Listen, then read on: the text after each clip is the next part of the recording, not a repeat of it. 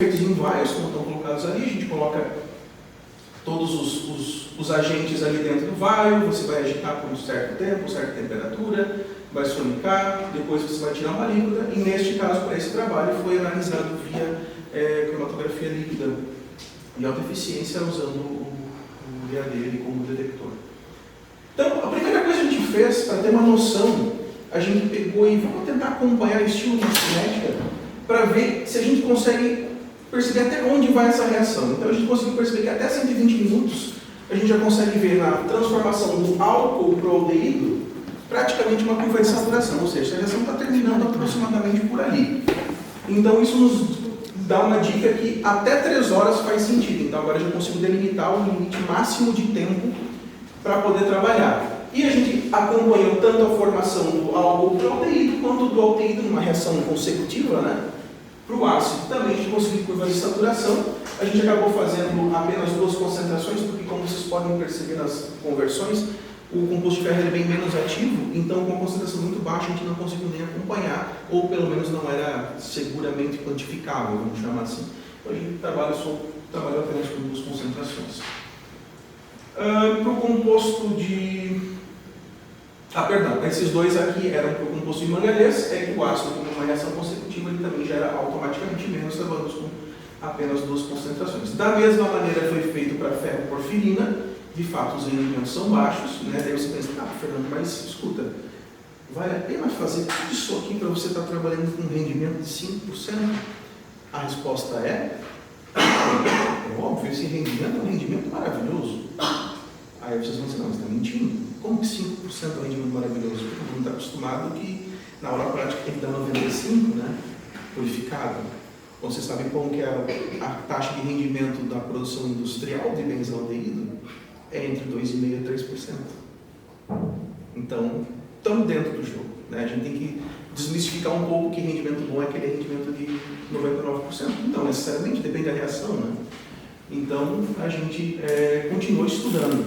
E aí a gente foi para o planejamento, a gente trabalhou então com 2 variáveis, com a quantidade de catalisador, como vocês podem ver aqui, o planejamento já está montado, né? Não vou entrar em detalhes aqui, e a variação de tempo. Então, fez todos aqueles 12 experimentos e obteve os valores de rendimento para cada um desses experimentos. Para benzaldeído e ácido benzoico, o composto 1 é um composto de manganês, só pelos números conseguem perceber que ele é um pouco mais ativo. Aqui estão os dados da superfície de resposta, né, onde a gente consegue fazer então a triangulação entre o que acontece com o rendimento se você está acompanhando ao mesmo tempo a variação de catalisador e em função do tempo. E claramente a gente não chegou perfeitamente no ótimo, mas dá para perceber a inclinação da curva aqui, a gente está querendo chegar no ótimo, e aqui tanto da produção do álcool ao aldeído, ou da reação consecutiva do aldeído ao próprio ácido carboxílico. Da mesma maneira, a gente fez para o composto 2, que é o composto de ferro, nitidamente a gente consegue perceber que os valores de rendimento são menores, ele se mostrou menos ativo, né, mas de qualquer maneira conseguimos gerar superfícies de resposta para tentar acompanhar justamente como se comporta o rendimento da reação em função das variáveis estudadas, né? Catalisador por tempo. Basicamente é isso. Uma outra maneira de a gente observar esse resultado são através dos gráficos de Pareto, ou diagramas de Pareto, onde a gente consegue ver cada variável. Posso pegar como exemplo aqui catalisador. Nota que ele tem catalisador com Q, significa quadrático, ou seja, vocês viram que lá tinha uma curvatura na superfície, então depende quadraticamente, e sempre que ele passa, né, então essa linha pontilhada quer dizer que ele é estatisticamente significante. Então a parte interessante é que a gente consegue ver o que é importante. Por exemplo, na conversão do álcool para o aldeído, o ponto mais importante aqui é catalisador, de uma maneira quadrática, né, a gente brinca aqui, está medindo muito o catalisador, né? Então quanto mais melhor. Para a produção do aldeído para o ácido também é um catalisador, mas de uma maneira linear, né? E o que eu acho talvez mais interessante do que você olhar a variável isolada são alguns destes termos aqui. Por exemplo, um quadrático com 2 linear. Quem é o 2? O tempo. Ou seja, se você mexer no catalisador, você também mexe na linha do tempo. Então a gente consegue provar que de fato não é só variar literalmente uma variável de cada vez. Se você perturbar uma, você vai perturbar o desempenho da outra. Então a gente consegue mostrar isso através da análise multivariada.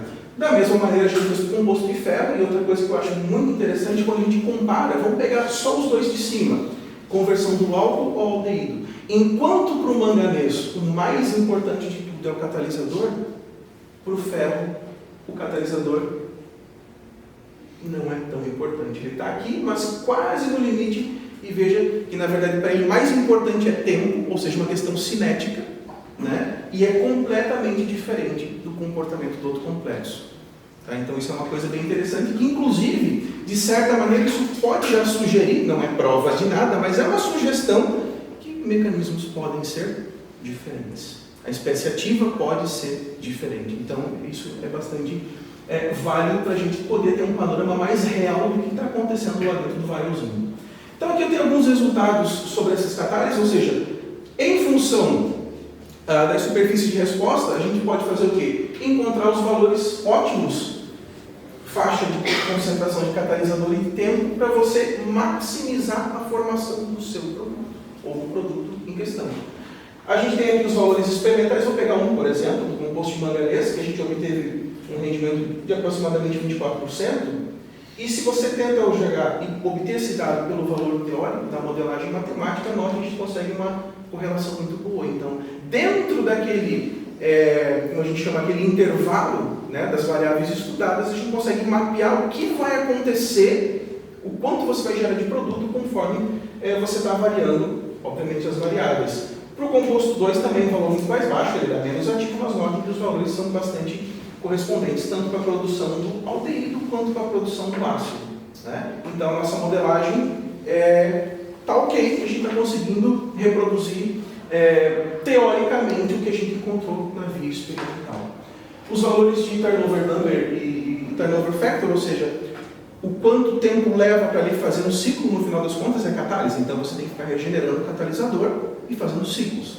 Tanto maior esses números, tanto melhor o catalisador. A gente consegue agora, numericamente, não apenas comparando o valor do rendimento, pode comparar com esses indicadores, que é bastante interessante. E um último parâmetro, que sem sombra de dúvida é importante, é a gente conseguir, de alguma forma, medir seletividade. Né?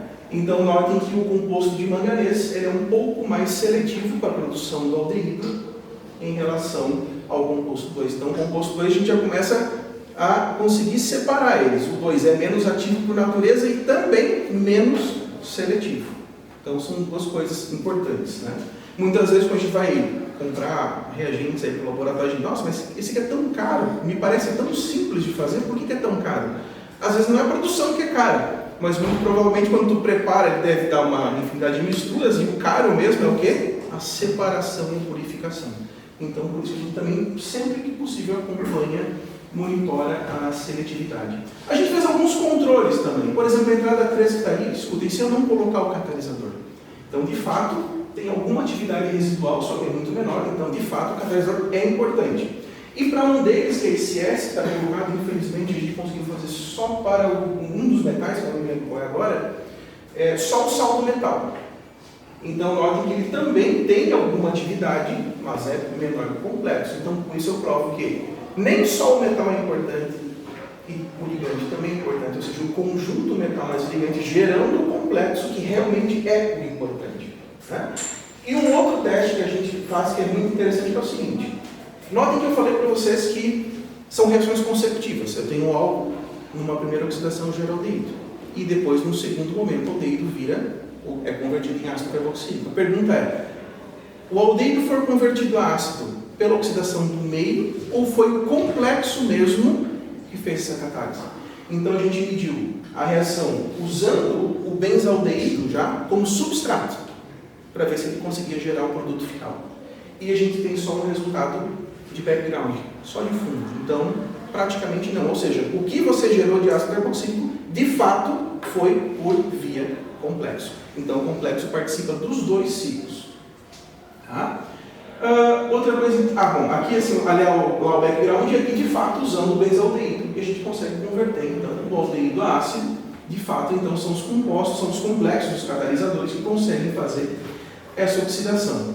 Um outro teste interessante, a gente só repetiu, agora voltou a usar o álcool e fez um controle que é o seguinte, bom, como é que será que é o mecanismo dessa reação? Primeira pergunta é, Isso vai ser via iônica ou tem algum radical envolvido ou não?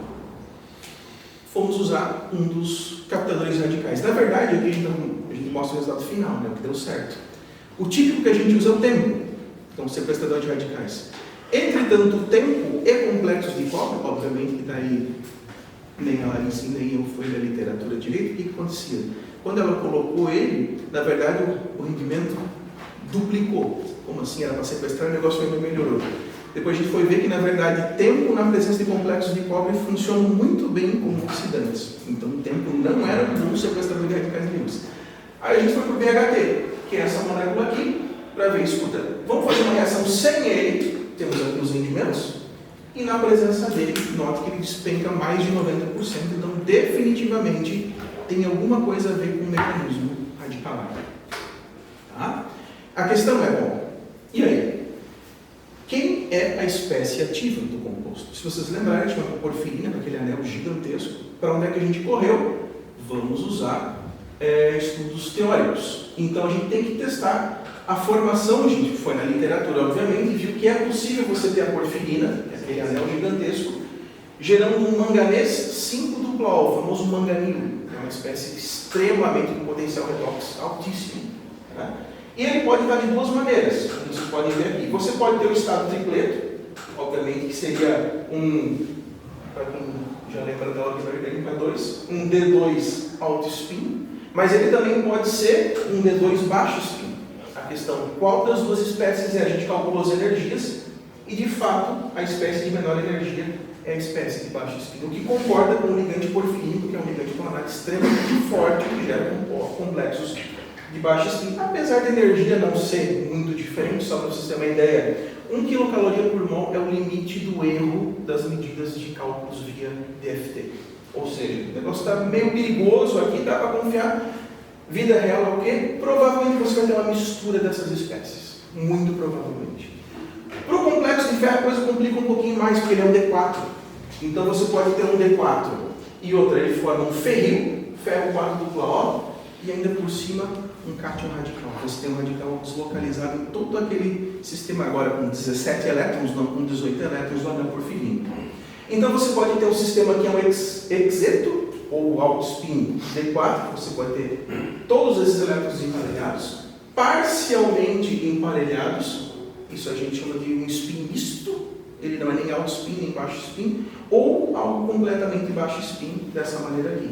Foram calculadas as energias e, de fato, a gente consegue perceber aqui, não tanta diferença, mas seguramente uma bela diferença daquele estado lá. Então, definitivamente, a espécie ativa que está lá dentro fazendo a reação, ou é este cara, ou é algo em torno disso aqui. Claro, do ponto de vista teórico. Né? Como é que a gente pode ter uma boa confiança nesse sentido? Primeiro, trabalhar com espécies, tentar isolar essas espécies e caracterizá-las espectroscopicamente não é uma tarefa fácil. Tá? São muito reativas, então eu estou falando aqui de espectroscopia a menos 80, para começar. O que seria um Hellis UV-Vis para você medir, você tem que botar numa cubeira, ter uma serpentina circulando algum líquido refrigerante e trabalhar no mínimo a menos 80 com espécies que vão durar infinitamente pouco. Então é muito difícil de trabalhar. A parte boa é que a gente já tinha resultados, por exemplo aqui, um resultado teórico, que os nossos cálculos bateram muito fielmente com eles, e para a espécie de manganês 5, ou manganilo, como a gente chama, já tinham dados experimentais de pessoas que já mediram isso. Então, de fato, os nossos cálculos conversam bem com a parte experimental, que é sempre muito melhor o seu cálculo convergir com dado experimental do que comparar cálculo com cálculo. Mas é o que a gente conseguia fazer. E com isso a gente conseguiu calcular, então, o mecanismo. Ele vai passar sempre por uma primeira parte, onde a gente tem a ativação da ligação CH. Eu coloquei primeiro o composto de ferro, porque ele era menos ativo. Passar pela abstração de hidrogênio, gerando a espécie radicalar. Como é que a gente pode propor isso? Porque a gente fez o teste com o BHT e sabia que ia gerar a espécie radicalar. Gerando essa espécie aqui, e o grupo OH lá. Então, para cada complexo, em cada etapa da reação, foi calculada a energia. Inclusive, aqui vocês podem, talvez fique pequeno para você, ter uns pequenos números, que a gente consegue calcular a densidade de spin sobre cada átomo, a porcentagem de elétrons desemparelhados e onde eles estão, que é onde você vai ter os pontos ativos da catálise, gerando até, chegando no aldeído lá embaixo, obviamente, depois do diólogos, eliminando a água para cada uma das etapas. composto de manganês é muito parecido, entretanto, ele tem uma etapa preliminar, em que a espécie simpleto tem que se transformar na espécie tripleto, e daí sim ele vai fazer a abstração do próton, vai girar o radical, gera o respectivo diol que está colocado lá embaixo, elimina a água e forma o aldeído. As energias de ΔG de transição desses caras aqui estão aqui. Então vejam que a energia do composto de ferro passar por esse estado de transição é significativamente maior que aquele, o que explica o baixo rendimento desse cara. Então a gente consegue triangular a energia de transição em função dos rendimentos. Aquele lá, a energia de transição é menor, é muito mais fácil você passar para o outro lado, a gente consegue converter ou gerar mais produtos. Um outro teste teórico, vamos chamar assim, que a gente fez, é o seguinte: aquela molécula que está lá na ponta é o nosso oxidante, e conforme ele vai reagindo, ele vai liberando acetatos no meio. Só que acetato, para quem lembra um pouquinho de coordenação, ele também é ligante. E ele liga pelo oxigênio, um ligante duro, e você está com metais duros, ou seja, o acetato eventualmente pode coordenar na posição livre do ferro e começar a bloquear a entrada do próximo substrato quando você faz os ciclos. Então, o ferro, por ser bastante duro, liga no acetato e ele estabiliza em aproximadamente 4,8 kJ por mol. Ou seja, ele vai ligar e vai ficar. O que significa que, além do ΔG de transição ser mais alto, dificulta, o acetato vai inibir a reação. Isso ajuda a explicar ainda mais porque o ferro não é tão bom quanto o manganês. E quando você calcula para o manganês, praticamente não há estabilização. Ou seja, o manganês não quer que aquele acetato fique ligado. Então a posição tende a ficar, não dessa maneira, só que mais aberta, sempre aberta para receber o próximo substrato e catalisar a próxima molécula. Então isso pode ajudar também a explicar. Para adiante tudo aquilo que eu mostrei ali foi feito com um benzaldeído simples, ou seja, para hidrogênio. O que a gente fez? Vamos tentar ampliar um pouquinho o escopo da reação. Não são tantos substratos assim, como tipicamente o pessoal da orgânica faz, com vários exemplos, conseguiu 4, usando como substituintes alguns grupos. Retiradores de elétron e doadores de elétron, na posição para, e a gente consegue perfeitamente observar tendências. Tanto na produção do benzaldeído quanto do ácido, tem os números de turnover number e turnover factor, e na seletividade. E vejam que coisa interessante. Muitas vezes você vai olhar, bom, mas esse cara é o que menos produz, entretanto, quando você olha para a seletividade, ele gera um só. Tá? Então a gente conseguiu trabalhar isso para o composto manganês-porfirina e depois para o composto ferro-porfirina. E todos na mesma condição, que era o ódio, e para nossa surpresa, daí para embaralhar um pouco mais nossa mente, o que aconteceu? A tendência é exatamente invertida. Então, e agora, José? Então a gente tentou fazer uma relação de energia livre, que é muito comum fazer usando os parâmetros de Hammett, e a gente consegue perceber claramente que há uma tendência linear, né, entre a variação dos grupos doadores e retiradores de elétron para o composto de manganês, e quando você traduz aqueles dados da tabela anterior nessa tabela aqui, você tem uma situação completamente invertida. A questão é como é que a gente vai explicar isso. E na verdade, nesse ponto, nós não tínhamos, de novo, uma coisa que você bota na palestra, outra coisa como foi a vida real, né? Até esse ponto, quando a Larissa chegou com esses gráficos aqui, nós não tínhamos nada de cálculo teórico. A questão é, não tem como explicar isso, a gente não sabe. Então nós vamos em busca de alguém que calcule essas coisas, e é aí que o cálculo entrou. Então, por que a gente tinha uma tendência oposta? Não fazia muito sentido. Realmente não fazia muito sentido. A gente se bateu de N maneiras tentando encontrar alguma coisa para tentar explicar, até que a gente chegou em algo que eu achei assim, perturbadoramente assustador e muito interessante, que é calcular densidade de spin. Era algo que eu já tinha ouvido falar, mas eu não conhecia na prática. Ou na teoria, se assim preferir, né? Então, vocês estão vendo duas figuras aqui, que é justamente como está a estrutura do estado de transição. Você tem a porfirina colocada aqui, você tem o substrato colocado aqui. E o que você pode pedir, nesse caso aqui foi o Gaussian, que foi utilizado, não foi o Orca, que é o software, para ele calcular, escuta, lembra que era uma parte radicalar? Onde está este elétron desemparelhado? A gente está acostumado a imaginar que o elétron está aqui, o elétron está lá. Não, ele pode estar deslocalizado em vários pontos. E em cima do anel aromático, onde você tinha algo substituído, que é o que a gente queria olhar, para esses dois casos, a densidade de spin, se fosse um, você teria literalmente um elétron desemparelhado. A densidade de spin desse elétron desemparelhado nesse anel aromático é praticamente nula, muito baixa. Tá? Então, para este caso aqui, para manganês, porfirina, metóxido e nitro, a gente só pegou as duas da ponta para calcular, imaginando os 4 substratos, que estão sendo muitas contas, a gente consegue ver que a densidade de spin baixa quer dizer o quê? Que não tem a ver com deslocalização eletrônica do substituinte, ou seja, o núcleo está lá embaixo. Então, isso ficou muito claro nesse caso aqui. Ou seja, neste caso, como não é deslocalização eletrônica envolvendo o substituinte, não está acontecendo, quem manda é o ΔG de transição da reação. Então, tem a ver só, único e exclusivamente com o ΔG de transição da etapa determinante. Quando a gente foi calcular os de ferro, o que veio a diferença? Vocês podem ver agora que em cima do anel aromático e junto ao substituinte, tem algumas bolinhas, como está colocadas aqui também. Então, não são orbitais moleculares, é densidade de spin. É a região do espaço onde você tem densidade de elétron desemparelhado. E a gente consegue ver que ele é muito maior do que no exemplo anterior. Ou seja, nesse caso, quem manda não vai ser energia de transição, delta de transição da etapa determinante, mas vai mandar quem? O grupo que gera maior deslocalização eletrônica. Por isso que o nitro agora é o mais ativo de todos.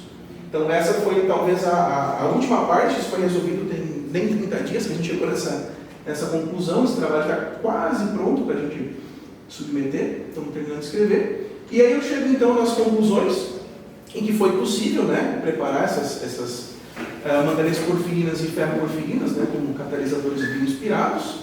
A gente consegue usar análise multivariada para maximizar a produção de produtos, né, algo que já tem feito aqui. A gente consegue também usar a análise multivariada para maximizar a seletividade, se for do desejo. Então, na verdade, é uma ferramenta interessante para quê? Para o que você quer. Ou seja, eu quero maximizar produto, vou nesse sentido. Não, eu não estou tão interessado em maximizar produto, mas eu quero melhorar a seletividade. Eu aponto nessa direção e vou nessa direção. Então, ela é uma ferramenta muito interessante para isso. Sem sombra de dúvida, os cálculos de densidade eletrônica usando DFT foram fundamentais para a gente encontrar as espécies ativas. Tá? E, obviamente, o escopo da reação a gente consegue provar ali que tem a ver, ora, em alguns casos, com a energia do estado de transição da etapa determinante, ou, em alguns casos, na verdade, tem a ver com a deslocalização eletrônica do grupo que está para substituído ao anel aromático do substrato. Né? Então, isso foi um achado bem interessante. Estudos que envolvam oxidação de substratos orgânicos foram, assim, eu diria que até bastante apresentados lá no congresso. Teve vários exemplos, vários grupos trabalham com isso, mas, curiosamente, o único trabalho que envolvia análise multivariada foi o do nosso grupo. Né? Então, os artigos que nós já temos publicados aqui com colaboração com o professor Edmar, a gente tem feito, tem tido uma aceitação interessante. E ninguém ainda se aventurou, ou pelo menos na área de inorgânica e de catálise, misturar as duas coisas. Existem para outras áreas, claro, né? A análise multivariada não é algo novo por si, mas misturando inorgânica com esse tema não é tão conhecido ainda assim. Tá? Então, agradecer essa turma, que é quem faz o trabalho. Né? Maiara, agora te coloquei, Maiara. A Maiara foi indenizada. Porque ela não estava no dia da foto, eu comecei a colocar quem não estava na foto ou quem trabalhou nesse projeto, né? E eu esqueci da Maiara. Então a Maiara está indenizada, está colocada aqui. Né? Foi o que ganhou o presente. Os outros não sabem disso. Agora sabem. Tá? Eu coloquei grifado ali a Larissa e o William, né? Que estão diretamente envolvidos nesse trabalho, mas está toda a turma que trabalha comigo, né? Todo o pessoal da catálise e o pessoal do DNA, está todo mundo junto aqui. Então, um imenso agradecimento, afinal de contas, é eles que fazem o trabalho, não sou eu, né? Até porque se eles me colocarem para eu ou injetar ou botar a reação, eu não tenho a menor ideia como faz isso. Agradecer também ao professor Gilson do FMG, que cedeu esses materiais, né? A Patrícia que sintetizou os materiais, o querido colega aqui de Marco também ajuda na análise multivariada, o professor Verani que conseguiu me conectar com esses dois seres iluminados aqui. Então, um trabalho bem misturado, Joinville, Belo Horizonte, agora Canadá e Índia, para conseguir contar essa história e a gente chegar num resultado bem razoável. Edmar, você precisa dar uma... obviamente agradecer a quem paga a conta, né? Obviamente o convite para a apresentação lá do congresso. Eu também fiz uma propaganda que a gente vai ter, a gente está brincando que é o Congresso dos Congressos de Inorgânica no Brasil, porque a gente vai ter nesse lugar medonho, né, que é Búzios, o próximo BNIC, em setembro do ano que vem, mas que vai ser além do BNIC, que é o Congresso de Inorgânica do Brasil, junto com ele nós teremos acontecendo o LABIC, que é a versão latino-americana desse congresso que eu fui agora, vamos ter juntos, junto com o de terras raras. Então são 3 congressos em um, e ainda por cima um workshop de química inorgânica teórica. Então, se alguém quer ir, a hora é agora, porque você vai ganhar uns 4 eventos de brinde com a mesma taxa de inscrição. É um negócio, né, da China. Tá? Então, estão todos convidados para quem quer. Os meus estão convocados, não tem. Bom, daí também tem algumas coisas que a gente coloca aqui que nem tudo é ciência, né? Então a gente vai dar um passeio, vai fazer aquelas coisas todas, né? Então eu coloquei nem tudo ciência, às vezes até né? Obviamente vocês sabem que Los Angeles é terra do cinema, eu gosto muito de cinema, então a gente vai fazer algumas visitas, né? Então um lugar que eu realmente gostei muito de visitar foi o cenário do Big Bang Theory, que é muito legal. Uma senhora numa visita aos estúdios da Warner. Outras coisas interessantes para quem gosta, Friends.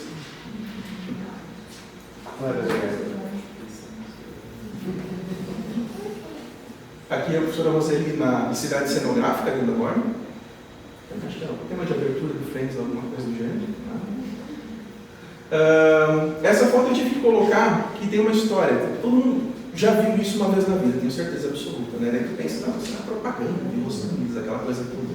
Então, não tem absolutamente nada a ver com a cidade, nada a ver com o turismo.